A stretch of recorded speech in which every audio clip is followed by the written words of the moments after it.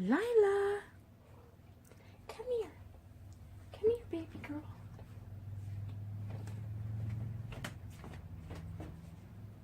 Oh, hello. You want to say hello to everybody? Oh, look who wants to say hello, everyone. Oh, look who wants to say hello. Say hello. It's Lila Bear. Oh, she wants to say hello, everybody. It's Lila Bear. Say hello. Hi, Lila. This is Lila. If you haven't met her on Instagram yet, she's my Lila Bear. She's the big one. She's super big. And she's the one that purrs a lot.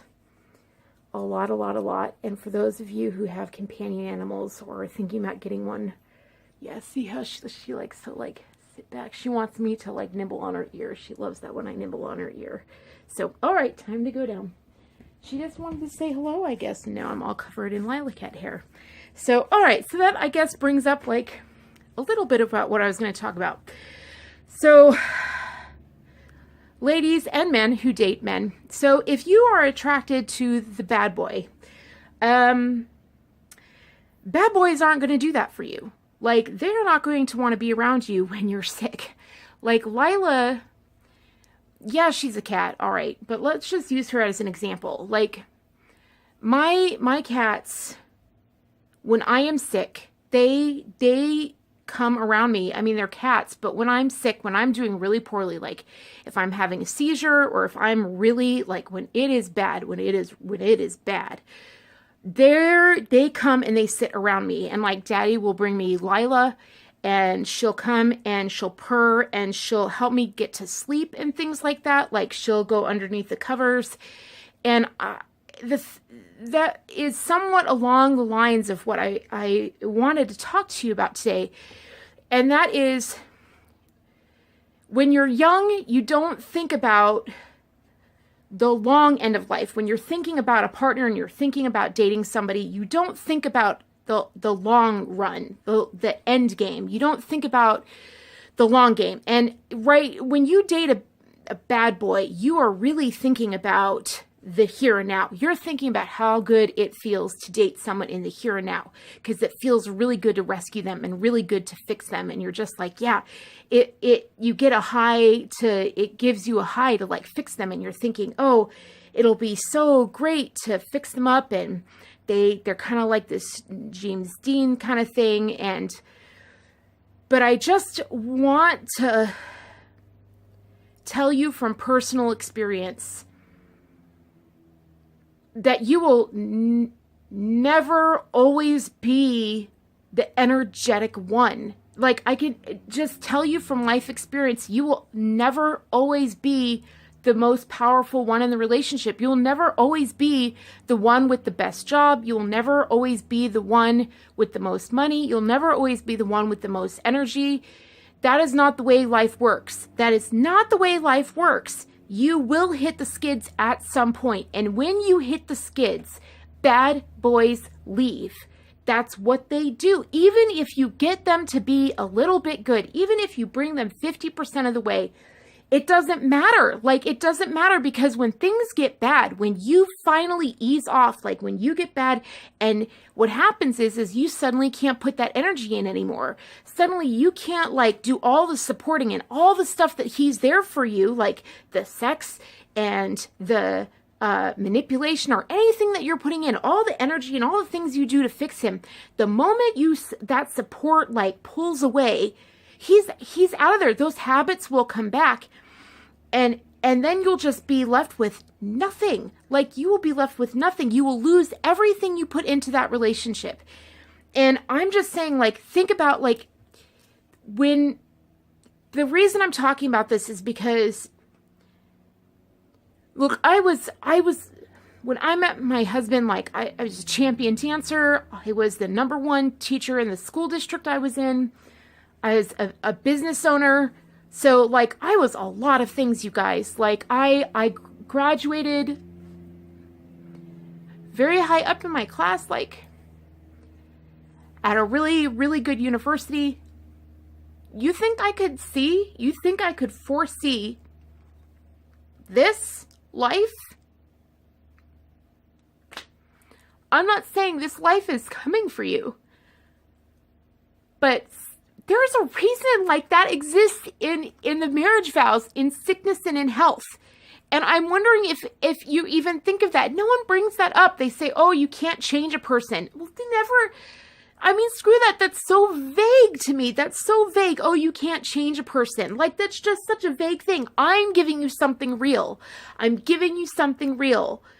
There's a reason they say in sickness and in health. I'm sorry, there's a bunch of Clinique things here because I just filmed another video earlier today and then I needed a rest, and now I'm back and my cat ruined my shirt and blah, blah, blah. So anyway, just, you can ignore that. I'm just saying you will be weak at some point in your life. And when you choose a partner, like when you're looking for a partner, the best advice, I have been married to my husband for over 10 years now. And I was with him for 3 years before that. We waited too long to get married. Like, we should have been married earlier because we waited on other people. We waited on other people. We waited on other people's timing to get married. And that was a mistake. That was a huge mistake. But we've been together for a while. And you know what? The best advice I have heard from people about marriage, from everything, because I got to tell you, almost everyone I know, almost all my friends, like the ones who are still together, their wives or their husbands are or have cheated on them.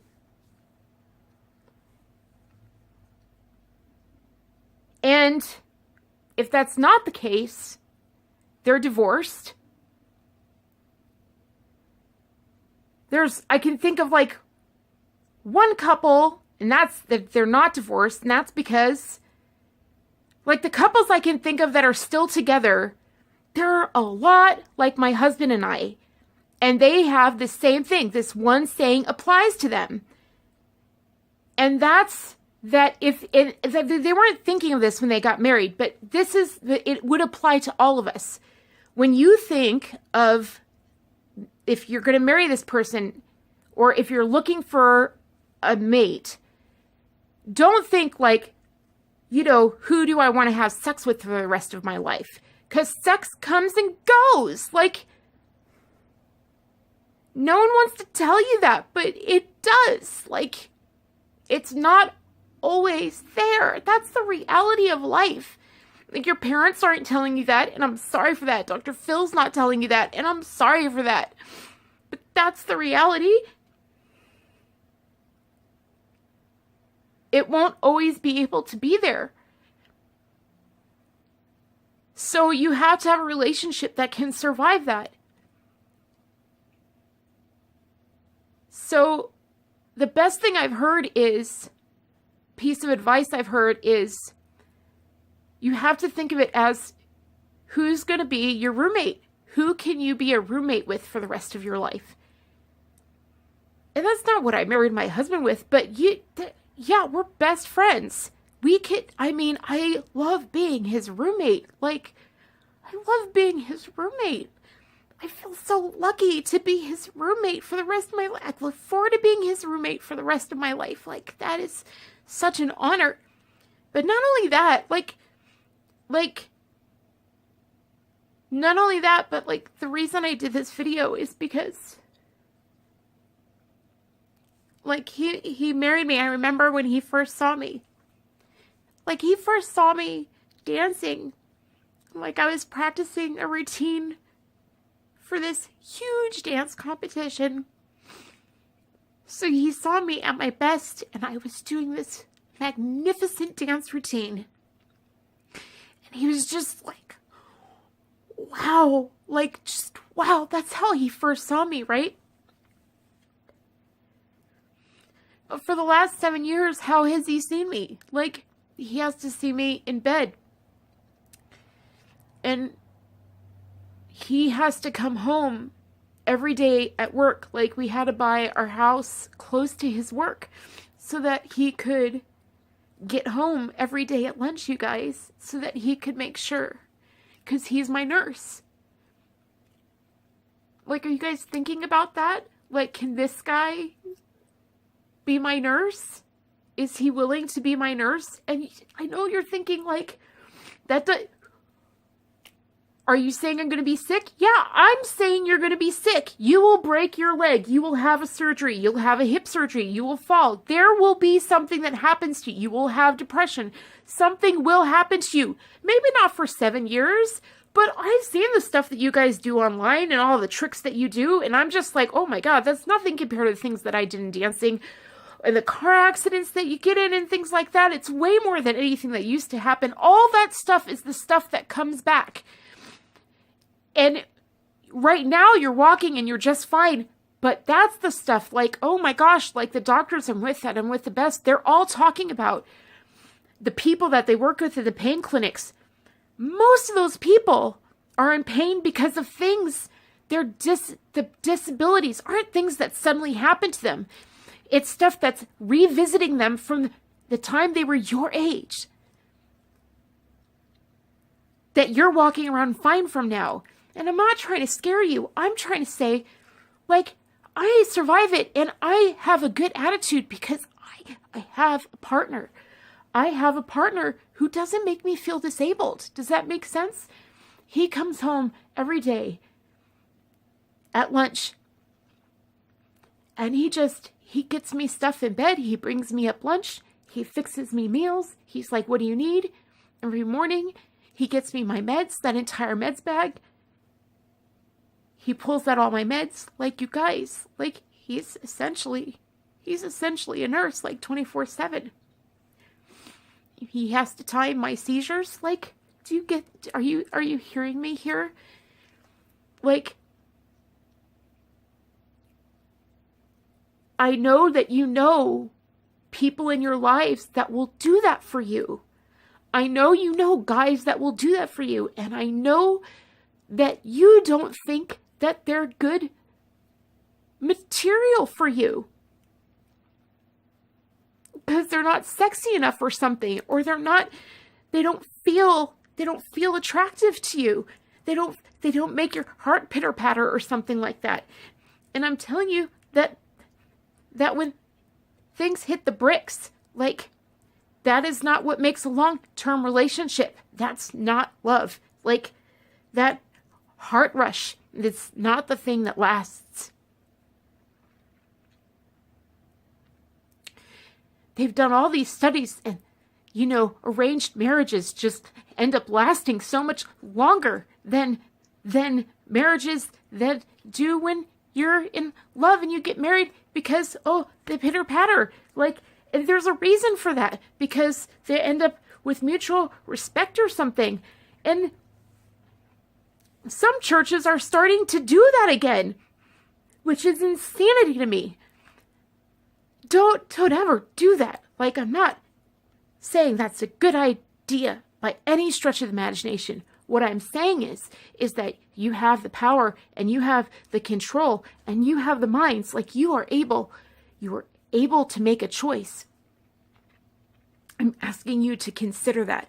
To consider when you're picking someone. To consider the long game. Life is a game. You may not like it. It's just some people are playing it and some people aren't. You have to play the game and you have to play it smart. And maybe you're getting along with your guy now, but that's because you're doing well. What happens when you're not doing well? And not only that, but when you're not doing well, what will they do with your money? What will they do with your house? Can you trust them with any of it? I mean, I don't have to worry about any of that. Like, because it's ours. One of my friends, I remember, because, the dance community can be such a shady place. And I just remember one of my dance friends saying, and I never thought about it, but he's like, you guys never say, when you guys are around, when you're separate, when the two of you are separate, and obviously this is before we were sick, he's like, but when the two of you were separate, he's like, when other couples are separate, they always complain about the other, or they talk about the other person. They're like, oh, he, or oh, she. And he's like, you two always say we. You never talk about the other person. You always say we. You just say we all the time. We do this, or we did this, or we went here, or we went there. And that is everything. I mean, I never noticed it, obviously, but that's everything, you guys. Like, that's everything. Can you do that? Do you both talk about your relationship in terms of we? And that's what you should be looking for, is someone who thinks like you, who's someone who, if you're in a coma, are you good? Is there nothing to worry about? That time's gonna come where you're gonna be in a walker, in a wheelchair, or on crutches, or you're not gonna be able to speak for yourself. There are times, like the last time we went to the doctor, like the last doctor visit, like I started seizing right there in the doctor's office. And I hadn't done that before. I just started seizing and they had to move me onto the table. And you know what? It was not a problem because Nick was there. He goes to every appointment with me, and the doctors comment on that. They're like, he is amazing. Because 2 ears are better, like 2 pairs of ears are better than one. Are you thinking about that? Because you need to be. Please think about that.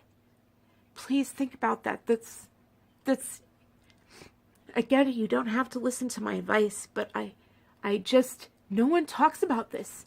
No one, the only time you hear about it is when someone's getting married, and if they use the vows in sickness, and that's the only time. But I'm telling you, no one's strong their entire life. That doesn't happen. Like, it doesn't happen that way. Unless you were born in the 1920s where no one gives you poison in their food or something like that. But today it's not like that. It's not like that anymore. We all have weaknesses at some point. It's just the way way life is today. You're going to be weak at some point. And it's not just that. There is going to be a time where you're not going to be at 100%. Think about that. Think about that when it comes to a bad boy, because the moment you drop your guard, the bad will come out, and you need a good guy. The good guy, no one talks about that. Like, no one talks about how great a good guy is. Like, no one talks about that in marriage. Like,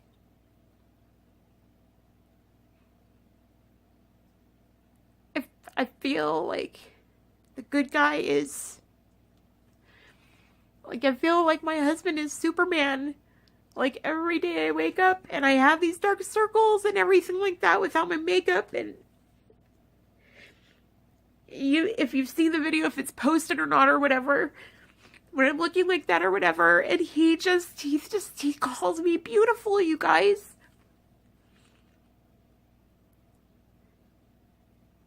Like, he calls me beautiful when I look like that. Like, that's a good guy. There's nothing wrong with that. There's everything good about it. And the fact of the matter is that after 25, life gets real. And you need a partner. Your partner can either make your life harder, or they can make your life better and stronger and more wonderful. Just more wonderful. They can bring you out. I remember when I met my husband, I was like, I can be more myself with him than I can alone. That's how I felt. I was like, I can be more myself around him. That's not how I felt. I didn't feel like the sexual pulses and cravings. That's not what drove me. I didn't make that the number one driving cause.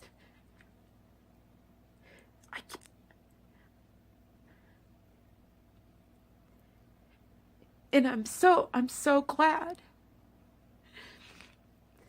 Every day is such an honor to be with him. And Just today I looked up for probably the 2000th time when he came home, when I'm just laying in bed. There comes a time when you're like, I literally produce nothing, you know? You're not making a salary, you're not producing anything, and you're like, I'm literally nothing. And they still value you. You have got to look, you've got to find somebody who values you when you can do nothing.